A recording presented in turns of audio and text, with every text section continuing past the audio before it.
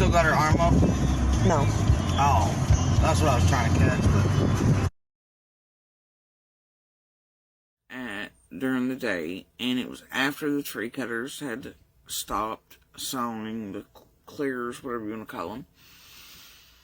So somewhere around, 3, they cut out. And at some point after that, I heard a car door slam. It was something like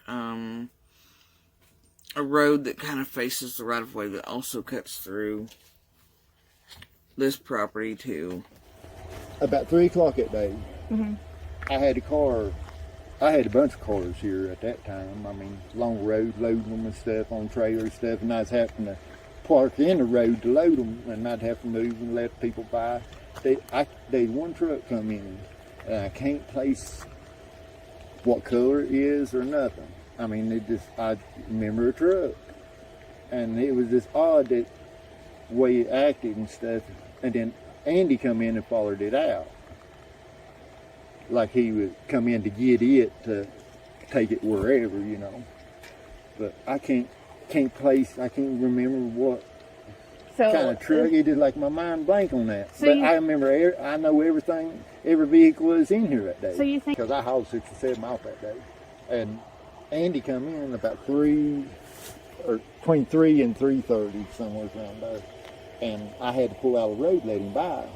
But see, that truck, I had to pull out of the road up here when I loaded one, when that truck went in. And then it come back out, and it sat up there, about where that light pole is in the road. Instead of coming on down here and I pulled over there and stuff, and he just kept sitting. So I backed up and went down here and turned at this steep curve and went on down to 167 to load that other vehicle. And that truck didn't come out for a long time. I wasn't thinking about it at the time, you see. But Andy, he come in that little silver car they had, and I pulled out of the road to let him by. That about between 3 and 3:30, because I didn't get that loaded in time to take it out. You saw Andy at 3 to 3:30 that day? The day Summer went missing? And then he come in and followed that truck back. That truck followed him back out. Are you sure you saw I'm Andy? 100%. Yeah. About that 3 o'clock or 3:30 thing that Fred said, that he saw you there. What does that say? It would have honestly had to be the day before. Honestly. Well, I mean, it had to be the day before or a day or two after or something. Well, it seems like I don't know. I don't understand what his MO is. So I don't. Me and him had words a day or two before that or a day or two after that, because I was sitting in the road swapping vehicles because the Kia wouldn't go up the hill, and he come in, about took the door off the Kia, and I told him he needed to slow the hell down. And that's what he was saying. That's what he was explaining. Like, I thought anyway, that he was passing you, or that he saw you on the side of the road or something, but you're saying it was a completely different day? Yeah. Okay. I mean, because I'm pretty sure I was off for like a day or two after Summer went missing. See, he's hollering that he's at work and he's on video and stuff. He might have been at certain times, but I know he was in here at that time because he's on camera. Oh, really? There's a camera down the holler that everybody is in here on. I mean, the FBI's got all the pictures. No. That splits this one in parts and goes back. There's another road that faces it that's named Simpson. Not to be confused with another one across the main road. So I hear what I feel like is a car door coming from there, and that hit me as odd. There was a car that went up Candace's driveway. But for some reason in my head, there was a flash of red going up the driveway that was wrong. And I believe what my oldest, had told,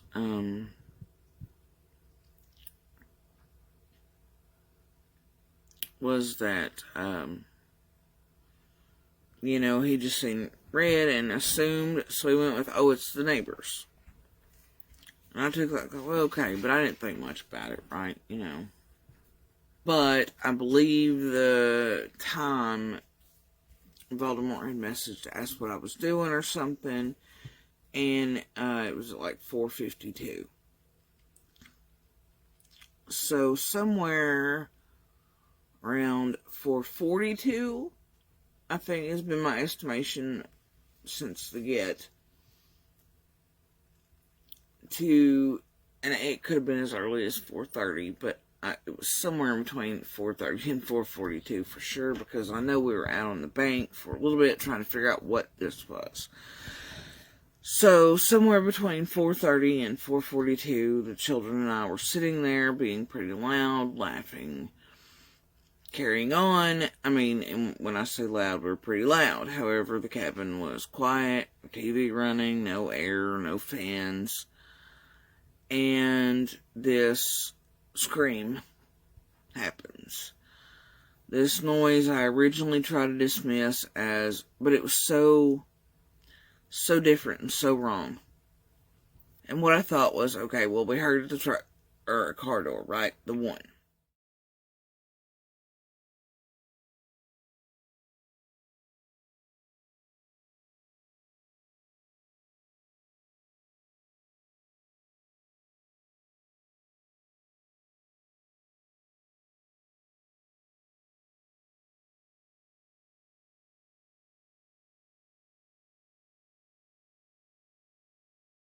And what I thought was, okay, well, we heard the truck, or a car door, right? The one. Saw Andy at 3 to 3:30 that day. The day Summer went missing. And then he come in and followed that truck back. That truck followed him back out. Are you sure you saw I'm Andy? 100%.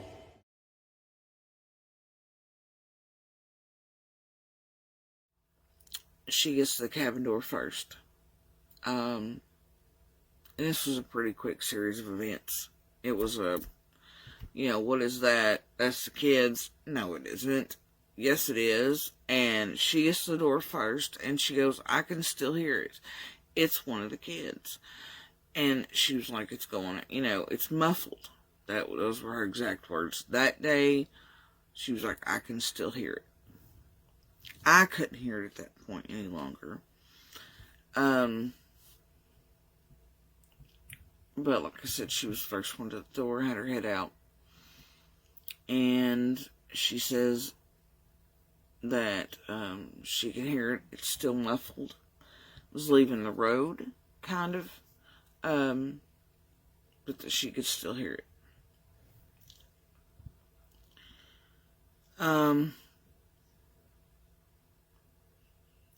So, for a little while, it's just so weird, right? So, and I believe she also said she could hear a car too. I could not, but I was further back. Like I said, she was first door, he was second. But then we go out, onto the banks again, and we're listening, we're looking. We don't hear or see anything really. We eventually go back in. Then, I get ready.